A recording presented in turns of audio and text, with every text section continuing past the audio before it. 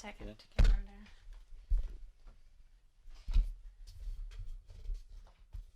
That's why I like to go to my senior citizen meetings every Wednesday. We go about 100 and some there every Wednesday. We get together and talk and go to the centers and play bingo and have dances on Saturday night. And I said, I don't understand why some people that's, left widowed or anything like that, says they are lonesome. There are too many things that they don't have to sit around and just. Now that lady over there, her husband passed away about 3 or 4 months ago, and she stays locked up in that house all the time, all day long. She's in her early 70s, and her children told her to keep the doors locked. Somebody might come in on her, and she's just like a prisoner in her own house. Don't go out anywhere. That's no good. And it's not good. That's just no good. I see some people in my building in New York who are like that, and I've always been that. Well, after my husband died, I joined the VFW and the DAB and American Legion and done volunteer hospital work. And I reckon I've just occupied my mind. Go to flea markets, go to auctions. Well, back then, tell me. Could we wait till he's done, George? Is that okay? Yeah, sure. We were just talking about something else. Okay. He's not. Do you mean he's going back in his room? Or? Yeah, I'm sure. Okay, we'll just wait a minute then. You were saying that you go to flea markets? Mm-hmm. That's where I sell my junk. Yeah. Well, I've enjoyed them. Yeah. Well, a couple I keep seeing in all these street fairs in New York. That's the same thing as a flea market. And they kept buying stuff, and I know they're living in a little bitty apartment. And I said, where in the world do you put it? They said, oh, we just take it to the next flea market. That's the way we They do. they just like buying and selling. That's why I've accumulated so much. And then I've been a pack rat all these years, and I decided it's time for me to move some of my stuff like I did my dolls. But a lot of my dolls went to Georgia and Florida, and now I usually have 3 or 4 dealers that comes about twice a year, and I can sell them enough. Just let them make me a price on it, and I can make as much off of this if I was selling it at auction and having to pay a fee. And sometimes they'll come and buy several $100s worth at one time. Wow. You must have a good eye. Well, I've been in it about 30 years, since my husband died. Before he died, after he lost a lung, we started messing with him. And I had an old grocery store out here on the highway. They tore it down now and got a car dealer place out there. And after that man quit running groceries, I just put my antique shop out there. Well, then after he got sick and I knowed he couldn't work out here in the shop anymore, well, we sold all the furniture, and I just handle little stuff now.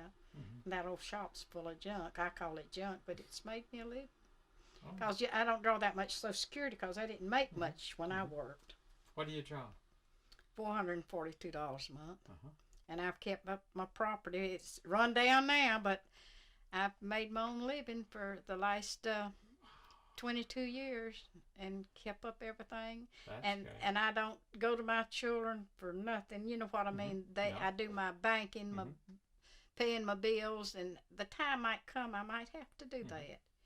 And so they said when Carl died and my last husband died, he said, Mama, you want to live with us or you want to, what you going to do? I said, well, I'm going to stay on here. You all need me, you know where I'm at. And if I need you, I know where you're at. That makes good sense.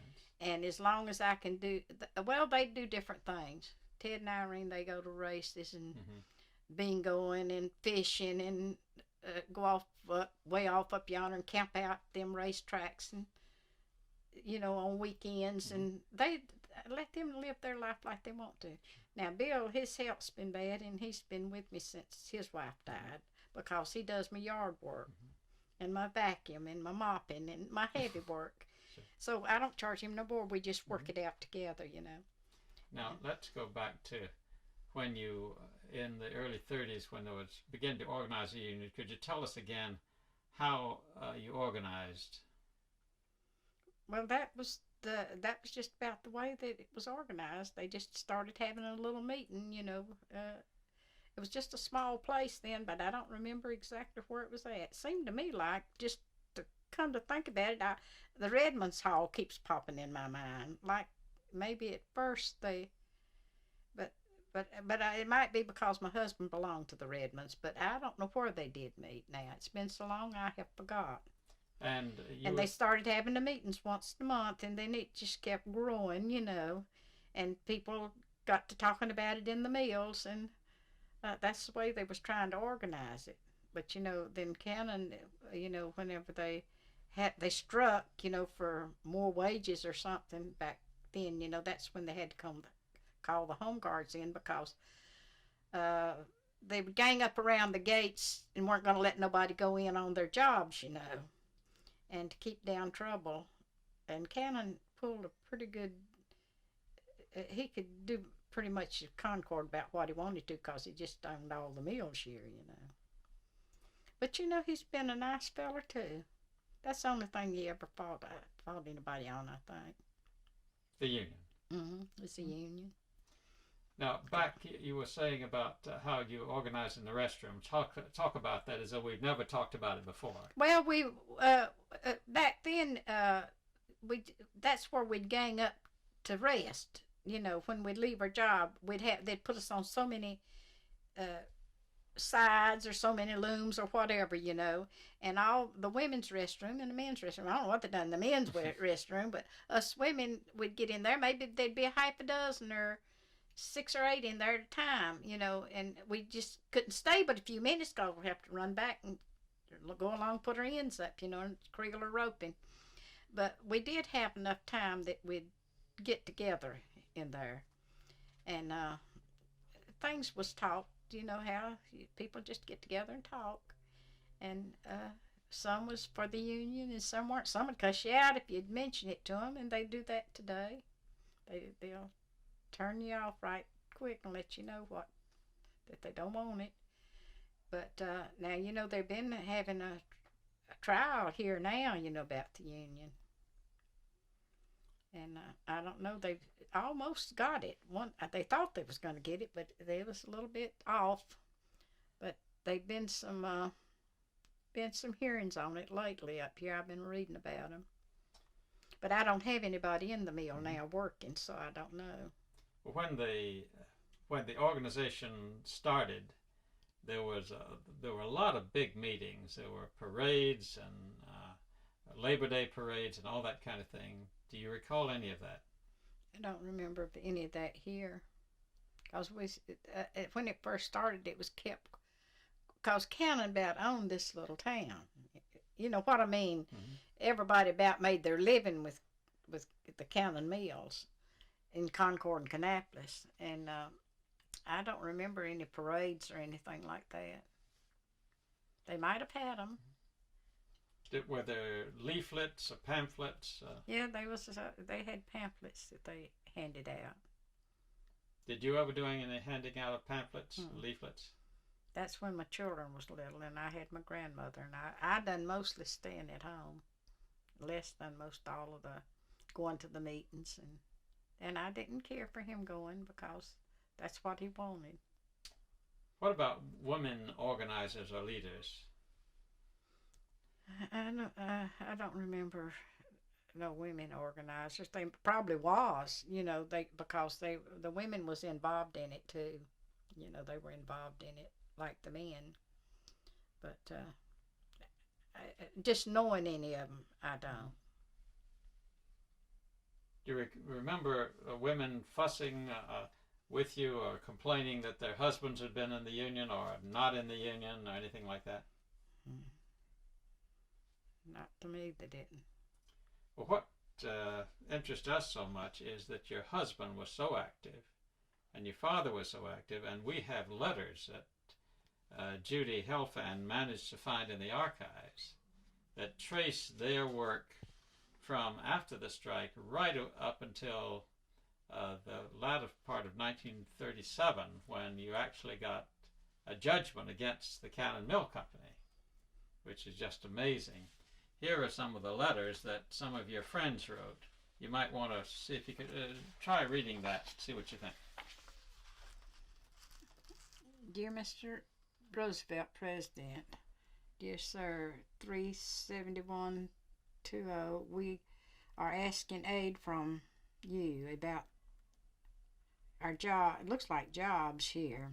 They have been using wholesale discrimination here. In the counting claim of mills, we have been refused our jobs since the strike. We have been called off. We have been at, I don't know what that is, I can't read his writing, for over 3 weeks. We are all union members and have stuck to it 100%. Can't we all have, I don't know what that's families or what that is, who depend on us for support. That's it. Let's see. There's another page. Okay, there's another page Oh, beyond they that. are. No, it opens the other way, I think.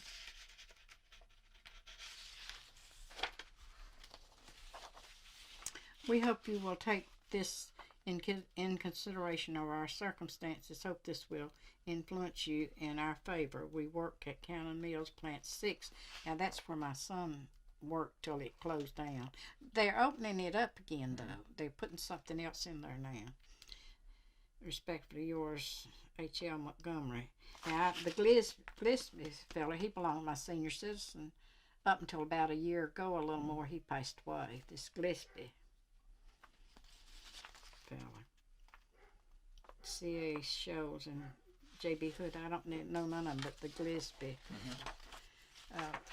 After his wife died, he joined our senior citizens club and was an active member up until he just, I don't think he was sick long when he died, passed away. Now this letter was written, I'm going to read it again because I want to get your response to it. This letter was written September the 25th, just after people went back to work. Now the strike was called off by the union because Roosevelt and his administration had assured the workers that they could go back to work without discrimination, that they were all going to get their jobs back, and that the employers were not going to hold it against them. And that's what they were told. And so he's writing to Roosevelt to say it didn't happen. He says, "Dear Well, Mr. Roosevelt had people had a lot of confidence in Roosevelt. All of the union people did. I remember that. Do you think that was, they should have had all that confidence in Roosevelt?" I don't know, but they did. They thought he would stick by him. Well, that's why I think he's writing to Roosevelt. Dear Mr. Roosevelt, President, dear sir, we're asking aid from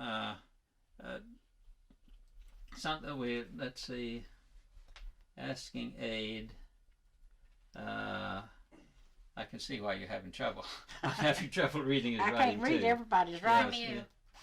We're asking aid from you about our jobs here. They have been using wholesale discrimination here in the Cannon chain of mills. And what happened to your family?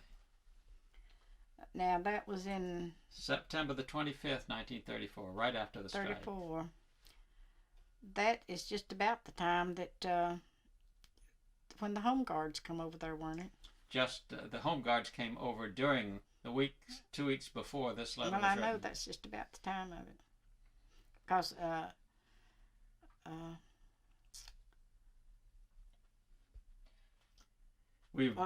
that made me think about how old Ted was, because if that's 34, he was born in 1930. So he must have been a bit older than I thought he was. He's about 4 years old then, 3 or 4. Go ahead. It said, we have been refused our jobs since the strike has been called off. Exactly what Roosevelt and Washington had assured them wouldn't happen, you say. Mm-hmm. But they had, at that time when they wrote them letters, they had a lot of confidence in him that he would help them. Yeah. We've been out for over 3 weeks. We're all union members, and we struck it 100%.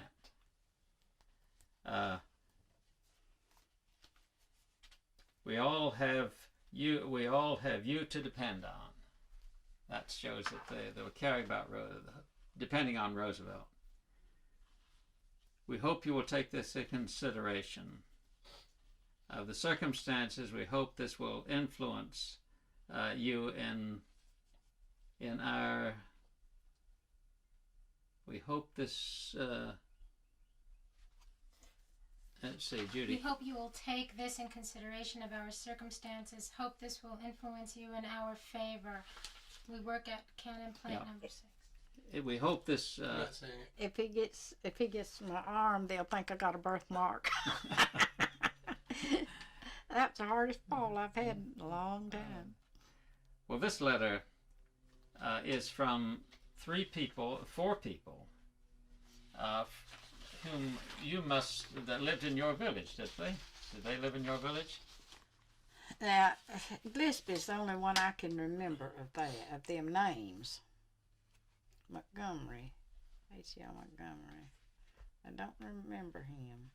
But now, you know, a lot of these people, they come from a country and everywhere, you know, farm, and then they'd come to town and work.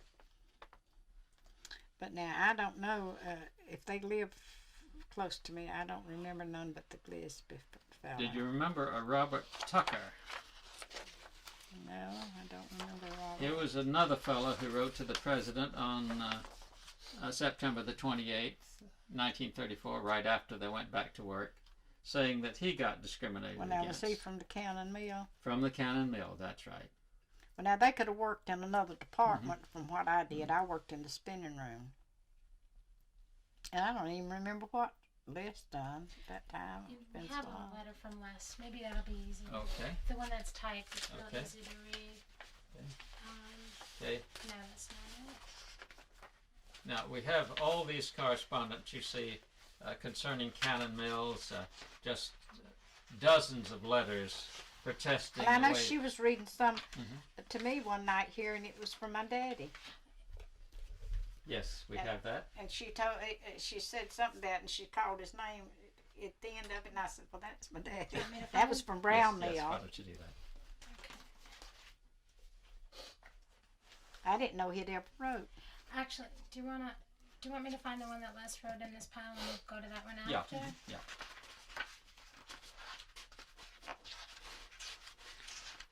Well, now Les held some kind of office in the organization before he ever went to This is working July for him. 6th. You know what I mean? For he went to working for him, and they paid him for it. Just volunteer work, you know, going to the meetings. I don't remember what kind of office he held there, but he held some kind of office in the meetings. And then, Wait, there's an earlier one. There's definitely an earlier one. Okay. Where he talks about his family. Okay. Oh, yes, I remember that now. See if we can find that. Stop tape, Judy. Yeah. We have the Xerox of the handwritten letter here, and then we've typed it out, so maybe you would like to read that out loud to us. Franklin D. Roosevelt, dear sir, I'm a textile striker. I have been discriminated against. I work in Cannon Mills at Plant 6, Concord, North Carolina. I have a wife, 2 children, and an aged grandmother, 78 years of age, to support. I went back to work when the strike was over. They said they do not need me. I went to the state of Virginia, and when I told them that I was from Plant 6, Concord, North Carolina, they would not hire me. I have asked for a recommendation so I can find work to get my kids food and clothes. They said when they got something for me to do, they would send for me. My job is running. Every day they have a frame hand on it.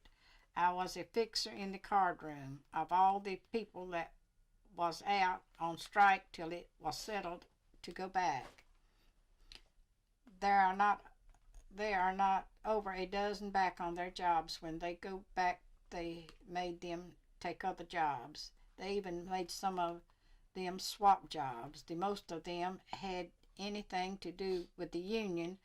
They have not taken them back. Guess they were doing that to keep them from organizing. That was from Les, my first husband. That my children's daddy. See, me and Mr. Honeycutt didn't have no children. I just had them too, but that was Les. Okay. Right there. Now, I didn't know he'd written them letters because I didn't, he didn't tell me anything about it because that was probably done when he would go to these meetings. I have an idea. Now, did this accurately describe what was happening then? Mm-hmm. He was telling the truth. I don't think Les would tell a story about anything. So he picked up and went to Virginia. Mm-hmm. Well, he hitchhiked places, different places. Didn't have money to. He would. Back then people could hitchhike to places, and I've known him to go off and be gone 3 or 4 days trying to find work when my children were little. Jobs was hard to get back then. Well, this is such a clear case, you say, of what happened to people right afterwards. Mm-hmm.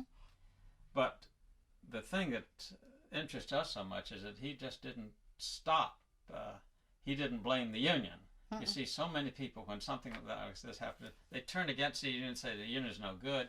But he stuck to the union. What caused him? He was, and a lot of people is too proud to go ask for help when they need it. And that's when he went to work for the WPA and got that little surplus food each week for us. Because he didn't mind the work. It didn't matter. I know he didn't make just several dollars a week, working on that WPA, but now he did. I remember that well. Could you help us understand why he didn't blame the union and so many other people blamed the union when they got fired like this? I don't know. It's just his nature, I guess. Mm-hmm. Were you bitter about what happened to you people? No, I didn't seem to. I just felt like he did. I reckon it's because we lived together. A wife will usually go along with her husband. Sometime on what they believe, it just grows on them. And we was younger then. Now, as we get older, I think we think about them things more for ourselves than we used to when we was real young. We'd go along with our husband. You're not only young, but you had how many children? 2. I had 3, but one of them just lived 10 days. She was born in 1933. The only little girl I had. The other 2 was boys. I'm just amazed that here both of you working in the mill, you had 2 children, and then you both got fired. You joined the union, they both got fired, and he had to go off hitchhiking looking for work. And you're not mad about it? No, I didn't get mad about it because it was something we couldn't help. It was just something we couldn't help, and it was the need we needed. We just, he tried to provide. And we never, it's like I say now, people are grumble right now about times hard, times, and all this prices, high prices. They've got more money than we've ever had in our life to spend. Because at long times like that, we didn't have no groceries in our cabinets and shelves. Now we got refrigerators full and cabinets full of food, and they shouldn't be a grumbling about hard times because we do have more money to spend today than we've ever had. Or I have. Even on Social Security, if I do have to work with junk, run my junk flea markets and all. But now that's been a pleasure to me because these years I've been by myself, and after I give up, running an antique shop and all, I've just enjoyed it. Sometimes I have to think back to those times, and then now they advertise how little food value there is in food, and everybody's worried about their weight and so forth. Well, when I got up to 90 pounds a long time ago, I used to think I was getting fat, but I didn't stop at that when I got older. I get ashamed of myself sometimes, but ain't nothing I can do about it. Did you ever have a garden? And yes, we had a garden. My daddy always had a garden. We was raised to hit work, and my mother canned, and so I guess my youngest son, his wife, follows in our old footsteps, like we used to do, because she has her garden every summer. I don't never can no more. They can enough for me. They tell me not to can no more. They can and bring my food, canned stuff to me in the winter. Bring me a case at a time. So now I don't can anymore. I'm going to show you some more of these letters. Maybe you could recognize some of the people. W.H. Linker. Now, there was a linker lived on Railroad Avenue, but now I don't know what his name was. I was a member of the General Textile Strike, and when the strike was over, I went back to my job to get work, and I was informed that I was not needed. I have tried at several places to get work, and when they found out where I had worked prior to the strike, I was refused employment. So it's the same thing that happened to him that happened to your husband. Now, did he work at Plant 6 too? He worked at just Concord, the Gibson Mill. Well, that was Gibson. That's Yep. Plant 6 now. Okay. I assume that her husband helped Did you generate all of these. Yes. Well, now, I've got a cousin that married a linker, but I don't remember what his name is now. And then there was a linker that lived over there at Plant Gibson on Railroad Avenue, right across from the mill. There's a Mr. Linker. We had a neighbor that was a Mr. Linker over there. I don't know whether that was one of them or not. It's the only linkers right offhand I can remember. Well, all of this paper and all of these letters from people indicates a lot of organization. I mean, these didn't just happen without... Well, now, there was a lot of work went into that back then. They tried. They really tried hard to get the union at Plant 6. I'd still like to see it go in, because I feel like at least maybe they would get better working jobs, or anyhow get more understanding about some things. You know what I mean? A lot of times you can just go in now, and if they don't like you, you just gone. And sometimes they might have a good reason. It might be other reasons too. Now, we've heard in some places that the women particularly were having trouble with some of the boss men or foremen. Well, I never did have no trouble with one, because I was working for my uncle. When I worked, my uncle, my daddy's sister's husband, it was my boss man when I was working at Plant 6, Gibson Mill.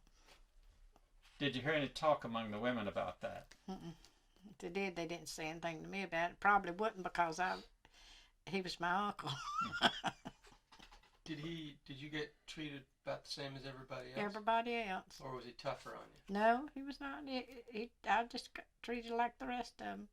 Sometimes the work would run bad and I couldn't get my ends up, and he'd say, "Annie, now if you can't keep up your job, you want me to put you on something less?" I'd say, "Oh, well, maybe tomorrow night it won't run this bad." Were you working on production?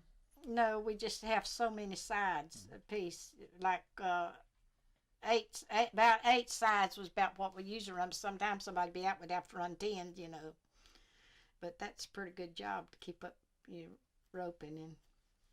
And I was always so short, it was a disadvantage to me. But. Well, one of the objections which was raised when the strike began was about something called the stretch out. Do you know what they meant? Not unless it was like when we were supposed to run 8 sides, have to run 10. But mostly that was when somebody'd lay out, be out, and he wouldn't have enough people there to run the job to keep it from being on. But we got paid more, for our extra work we done. You know what I mean? We'd get paid for our running 10 sides in place of 8. Were you working in the mills when they started the efficiency system and fellas coming around with stopwatches, and that never happened where you were? The only time I've worked in the mill since 1937 was when my husband went back in service during the war. I see. And I went to Plant 2, Cannon Mill Plant 2, and I worked over there maybe a year or more before I went back to the mill. I never did go back to the mill. So after you got fired for being in the union, you never went back to the mill? Till in the 40s. Went back, they really the men all had to go to war. Women even learned on men's jobs then. And I did go back and work about a year. At that time, they were desperate for work. Did they ever bring up the fact that you'd been in the Union? Never did mention that I'd ever. Well, my husband, Les, he went after after the war, he went back to work for County Mill, Kannapolis. They never even mentioned it. I'd always heard when we sued them, you'd never get a job at the County Mill, but they never turned a word. If they knowed who we were, they didn't let on. Tell us about all that went on before that suit came about and how it turned out. Well, I don't remember because I didn't attend the meetings, but I do know that the union was the cause of us getting the reason that we put this suit in. And I remember going to court, whenever we had to go to court. And I do remember we didn't get our full amount of wages. We got a percentage of it. We was glad to get that. But it went on so long, it didn't get settled until the latter part of 1937. Did you lose heart? I don't remember about that. I'll just tell you, so much passed. I just don't remember whether we ever thought. I don't know. At times I might have thought it was just wasn't going to get anything out of it, but I just didn't give it much thought because we went on making our way from day to day, without it. So I just guess I didn't think much about it. Do you realize how much it's meant to some young textile workers to know that you and your husband fought like that way back then in the 30s? Well, I had never give that a thought either.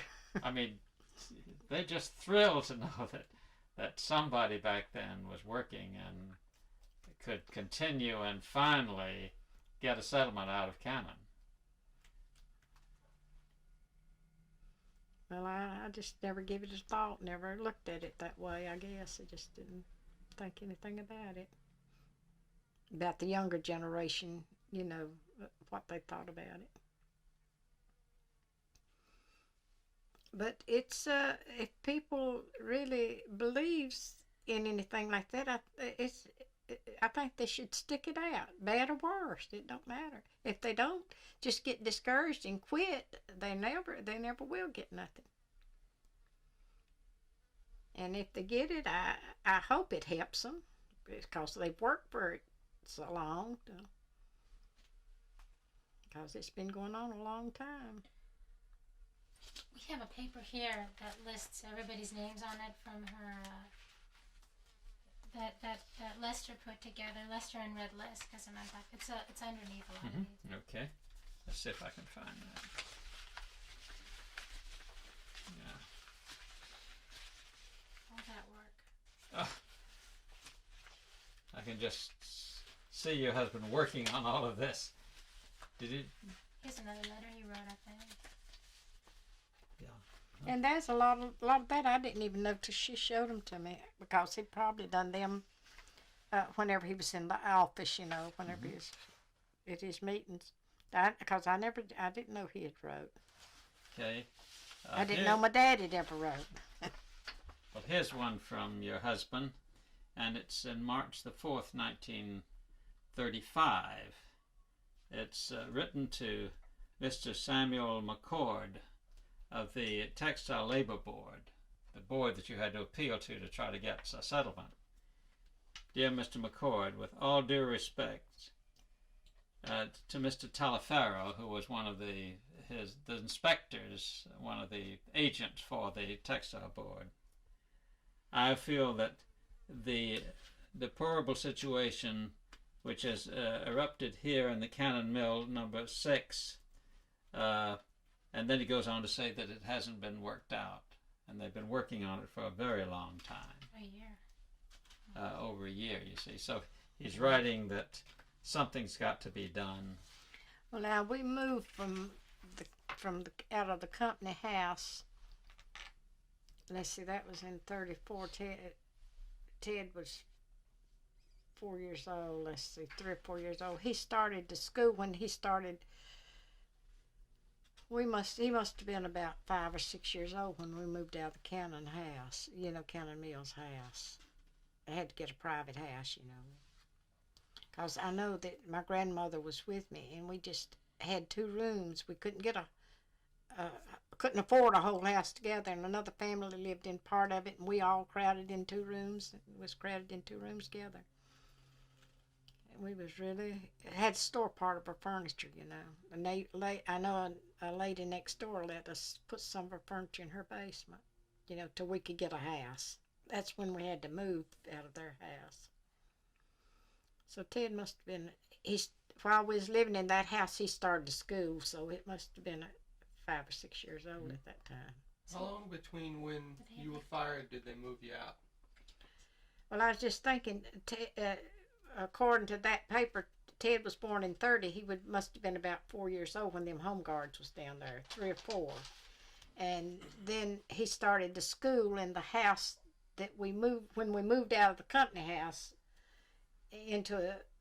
over on Vance Street. Well, he started the school in that house, so he was 6 years old when he started school, you know. That's what I was figuring. I was just having to go by his age, you know. Well, here's this letter in he's writing this letter, your husband, on March the 4th, 1935, and he's pointing out of the fact that Mr. Will Show and Mr.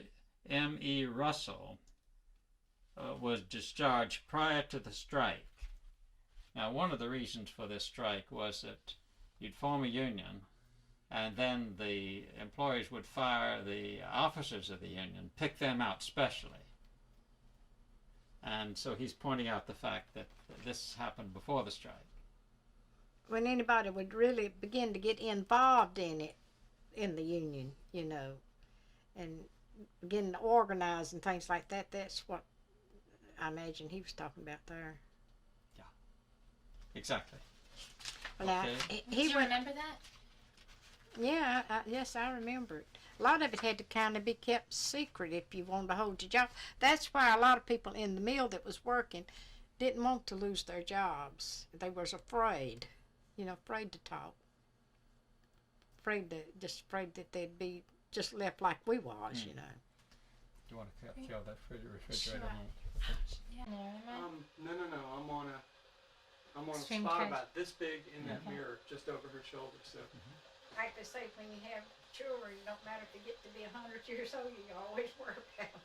Somebody say, oh, when they get grown, and get them out of my hair. They don't bother me, but don't tell me they're yours as long as you live. You don't ever quit worrying about them. He was 66 his last birthday. now looking at your paper, other side, and back up to her, and just smile. We're having you making a picture? I'm just taking his close up in the mirror back there. we're having to wait until the sound, you see, till his coffee's ready. Okay. And because that, He ain't thinking. I'm going to talk about this in just a moment. Let me just get off the clock for a second.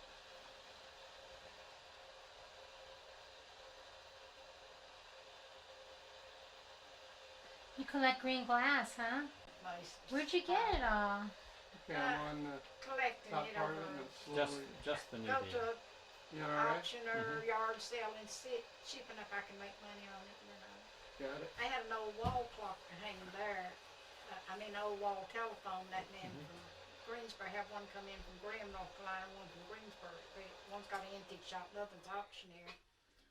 And I had my best stuff. I sometimes would put in the china closets. And he said, "What you want for that old telephone?" And I said, "Oh, I'll take $200 for it." I'll give you $175 for it. I said, "I'll just let it hang up there. It ain't bothering nothing." And it was more or less a French You're type. gonna be in there to see Mama. Well, I'll go call if you want. But she said he'd be in there late this evening. I know he will be in there to see. I saw one piece back there I already fell in love with. Uh, You got a little attachments box for your for one of your sewing machines back there. I collect them. Me and my Oh, wife there's much. collect 10 I boxes. couldn't. I know what's out there, but I don't know where to find nothing. Oh, I know where to find Oh, it. I know attachment box. I know what you're talking about for old sewing machines. Yeah. Well, whenever you're ready, Okay. I got all this stuff while Okay. And it's full of junk. Oh, it's just piled up. Now I know about what But you have to spell it Junquue. Yeah. Well, I'm going through this junk just to see if I can pull out the stuff that's going to really shine. So, if you're ready, Judy, You want me to start on you? I'm just going to hand over this page. Okay, we're rolling. Do you remember the Blue Eagle? I remember seeing that that sign right up there. Oh, yeah, no. NRA. I remember something about the NRA, but I don't. Doesn't mean anything. Just think special then. Okay, I'll just take that back then. A fellow named S.J. Gwynn wrote several letters. Sammy Gwynn. Tell us about him.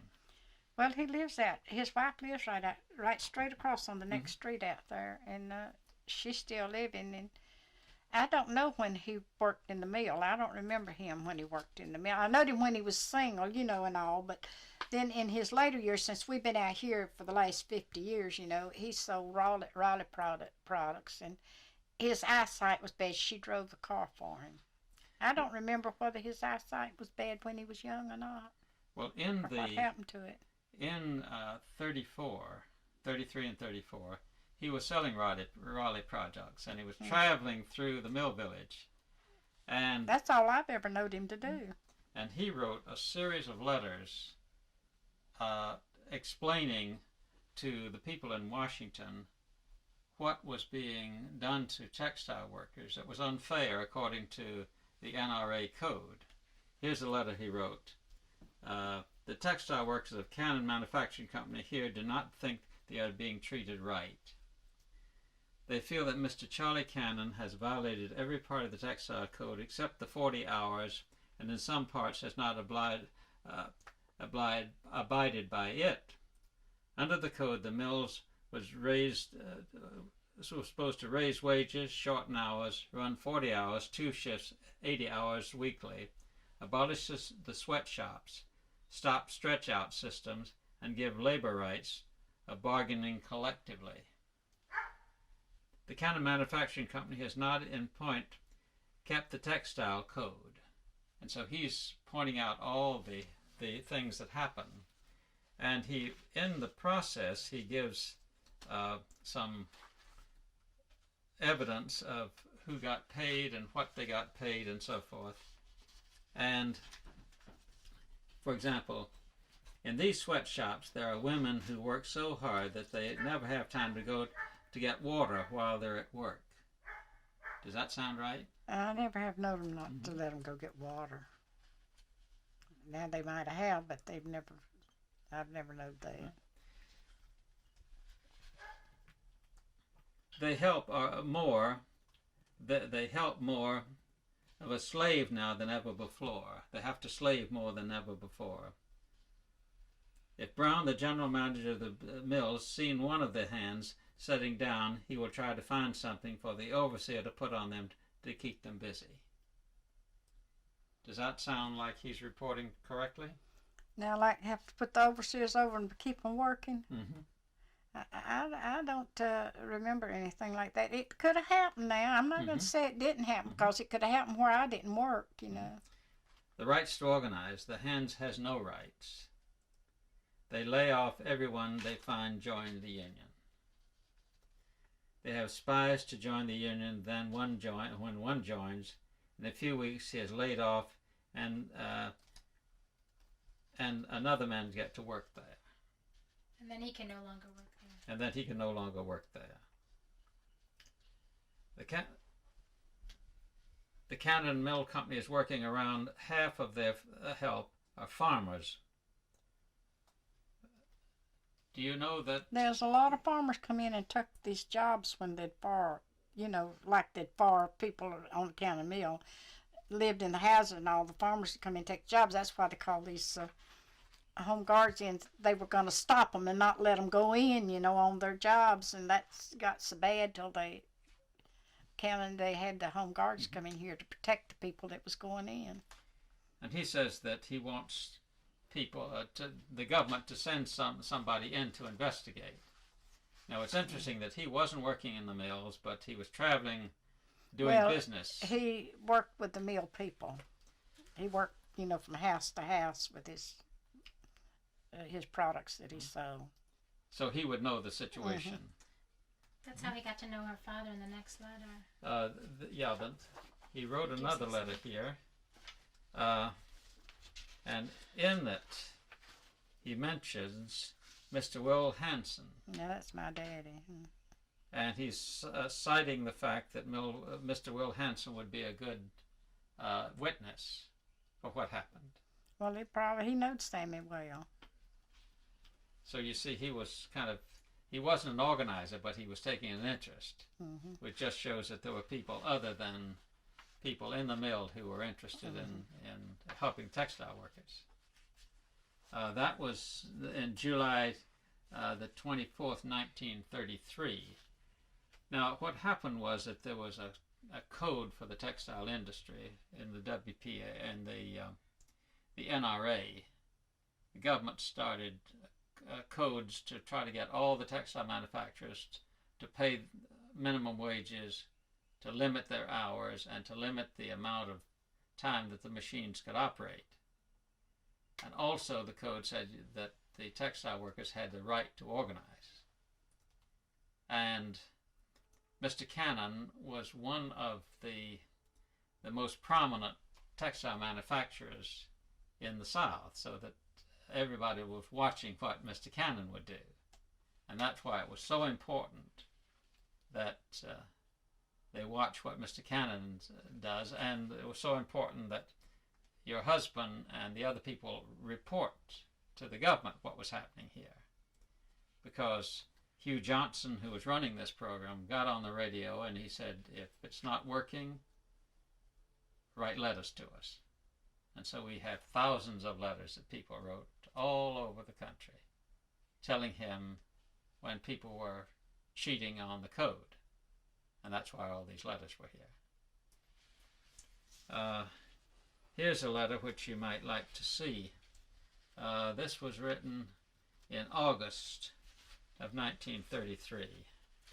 And you may know the person who wrote it. You might flip over and see.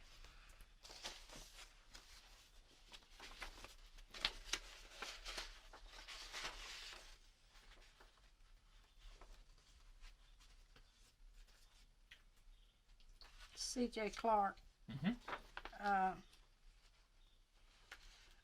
Now that might have been the Clark that lived on Nero. There was a Clark lived on Nero up there, right above us on the Brown Mill, and that might have been him. I don't remember what his first name is. Seemed like though his name was Roy. I don't know what his name was. And he's writing to Mr. Johnson again, telling about what Cannon Mills had done. Let's see. Judy? Yeah. Why don't you see if you can read that, because you've been over it before. Okay. Dear Sir, I will write to you to let you know that the Cannon Manufacturing Company at Concord, North Carolina last week stretched out the spinners. They was running 8 sides, and they put them on 2 more sides, which makes 10 sides. Now, Mr. Johnson, you know, and I know, that don't put more people to work. It puts more people out of work. My wife works so hard that when she comes home, she is right nervous. Now, Mr. Johnson, I don't think that is right, and I know you think that is not right. Well, I remember when they put them on 10 sides in the place of 8. 8's enough for anybody, but they did put them on 10 sides. Could you all excuse me and let me call that doctor back? Okay, I think he... This is from the United Textile Workers, President C.P. Green, Secretary L.A. Cook. 493 Burton Avenue, Concord, North Carolina. Bruton Avenue. It's to Mr. Samuel R. McCord. who was on the textile board. Dear sir, we have waited and waited for the board to do something for us, and they have not done anything as yet. The Cannon Mill Company, Plant 6, has just about laid off all of our union members and taken on farmers.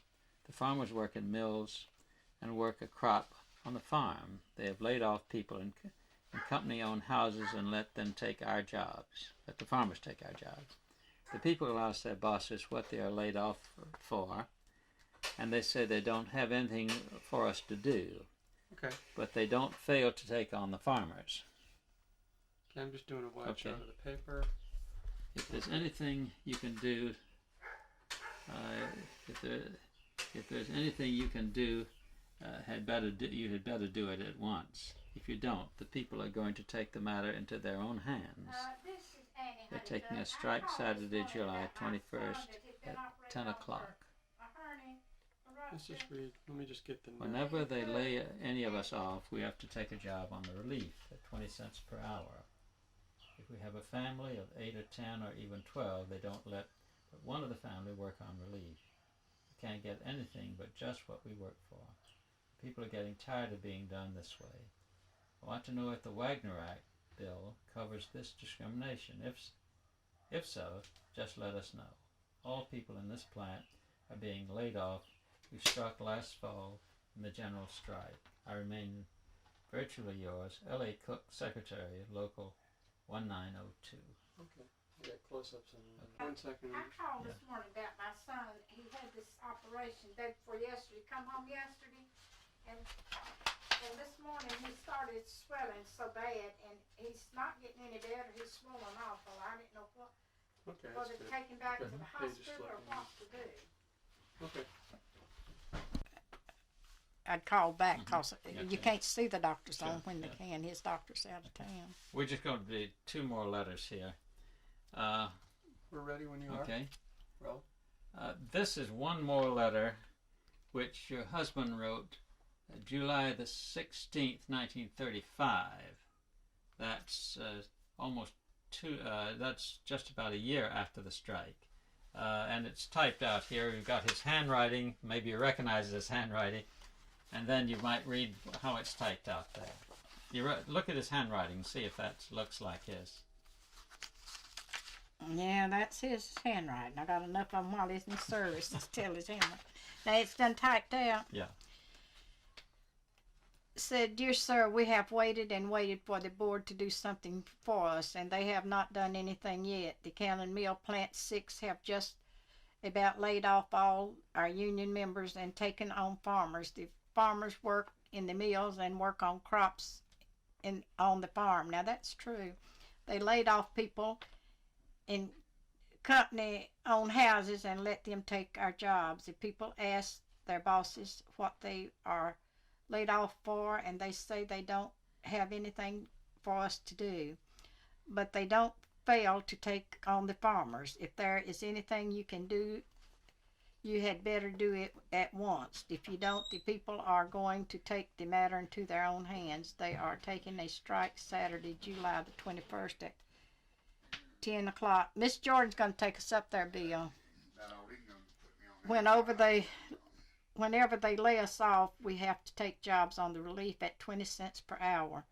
That might have been about what was making on that WPA. If we have a family of 8 or 10 or even 12, they won't let but one in the family work on relief. We can't get anything but just what we work for. The people are getting tired of being done this way. I don't know if the Wagner labor bill covers this discrimination. If so, just let us know. All people in this plant are being laid off who struck last fall in the general strike. Well, that's true. I'm going to ask you, if you don't mind, just to start, read that last paragraph again. All people in this plant are being laid off who struck last fall in the general strike. Well, this is the one that must have been the one when they called the home guards down there. That's right. And then finally, we have a letter from Mr. McCord, the fellow he was writing to here, recognizing the fact that he has submitted the names of all of these people who got laid off. Now, I might know some of them. And you might go over that list. Zeb Shue, I knowed him. Claire Fry, L.A. Cook, Emmy Russell, Annie Honeycutt, Grace Rollins. Annie Honeycutt. I was Annie Cook. I'm a Honeycutt now. But that was you? Annie Cook. Tell us That's the ones right. you knew. You Start knew all from the these top. Yeah, Yeah. tell when you know them or your relation or where they live. Well, now Zeb Shue, I knowed him. Claire Fry was, I knowed her real well. She was a friend of mine for 40 years. L.A. Cook, that was my husband. Emmy Russell, I can't hardly place Russell. Annie Cook, Grace Rollins, I knowed her. Mabel Gask, Clarence Shue, I knowed him. Jesse Gillespie, he's the one that died last year. Mamie Shue, I knowed her. Raymond Jarvis is the only one. Me and him's the only ones living, and he's got Alzheimer's disease, and he's about 90-some-year-old. He's in a nursing home. You couldn't talk to him. Roy Shue, I knowed him. Roy Helms, and Frank Gillespie, I knowed him. Dora Eisenhower. Now, there's 2 or 3 of them Eisenhowers. I don't know which one WF and GM is, but there's Eisenhowers lived on the same street we lived in. Henry Linker. Jeff Jarvis, that was my uncle. John Holder, I knowed him. Lloyd Holder, knowed him. Lee Boss and Beulah Boss. I know all them. And there's another page. Oh, they are? Wait 1 second. I'm gonna wait till the door Yeah. opens. Okay. Gilmer Atwell, I know him. John Enos, I didn't know. And Haney, J.M. Haney. Minnie Boss. Minnie Haney. J. Aldrich. That was my cousin, first cousin. Paul Shue. Jesse Talley. You know all those people? I knowed them at one time. Now, Leonard Bostick and George Cooper and Frank Broom. I know Frank Broom. I can't remember the other. Mamie Gray. I don't know her. James Jacobs. John Jacobs. I don't know who he is. Now, I know Clyde Furr and Mrs. Clyde Furr. I know them. So all of those people were... My old bachelor brother, 70-some years old, is going with Mrs. Clyde Furr now. So all of these people lost their jobs because they were members of the union. And you see, your husband was putting this in for them.